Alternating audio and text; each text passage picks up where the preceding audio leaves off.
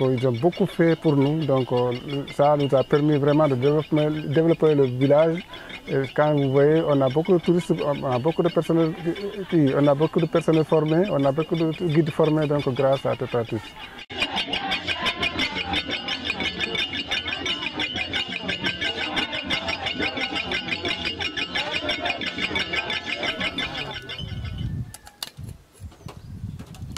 Le campement villageois dont je vous parle est un campement qui a été créé en partenariat avec le Conseil général de Niger. Donc plusieurs guides également de la communauté rurale de Dindéféli ont été formés tout simplement. Le Conseil rural s'est très tôt compris qu'à Dindéféli ici il faut vraiment faire une préservation des ressources naturelles. Donc la préservation de l'environnement et la gestion des ressources naturelles est une compétence qui est transférée. Donc c'est pour cela que le Conseil rural a eu à créer une réserve naturelle communautaire dans le développement surtout de l'écotourisme au sein de la collectivité locale.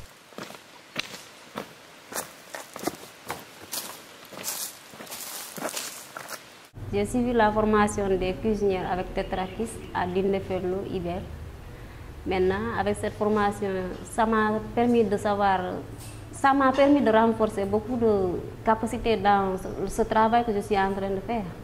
Je vais ouvrir mon propre resto, je vais travailler. Depuis la première formation que nous avons eue, ça nous a permis de valoriser un métier qu'on aimait et dont on ne savait pas comment l'exploiter. Grâce à la coopération, ça a été un appui pour nous former et pour nous permettre d'exercer notre métier dans un cadre plus convenable en ayant des connaissances et des expériences sur le terrain. J'ai appris beaucoup de choses et je fais tourner des gens. Vraiment, les gens, ils étaient très contents de tout ce que j'ai fait avec eux parce que il y en a beaucoup qui me demandent, parce que moi, je n'ai pas trop fait les bancs, mais si aujourd'hui je gagne ma vie, je fais gagner certains leur vie dans ce métier-là. Donc c'est grâce à eux, parce que la formation que j'ai eue, vraiment, ça m'a appris beaucoup de choses. Il est prévu dans le cadre de la convention signée entre l'ISER et le Kédougou. Il y a des moments où on doit se retrouver pour faire un bilan à mi-parcours. Donc on dit ce qui fait que nous sommes réunis avec les acteurs qui sont au niveau de la base. Donc aujourd'hui, nous avons discuté de long en large. Nous avons passé en revue le problème du festival qu'on doit organiser, qui n'a pas eu lieu. Ensuite, nous avons discuté aussi sur le problème des guides qu'on doit, si Dieu le veut, entre le 17 et le 22 mai, on doit former ces guides. Et nous avons aussi parlé du site de la maison qu'on doit vraiment tout faire pour qu'elle voit le jour, pour accueillir la maison du tourisme. Nous invitons tous à venir assister à ce festival des ethnies minoritaires, à découvrir en tout cas la culture, les facettes culturelles de la région de Kédougou.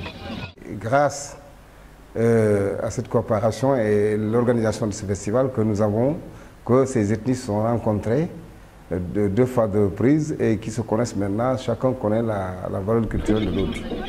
Voilà, c'est pourquoi vraiment ça renforce aussi la connaissance et la convergence culturelle entre les communautés.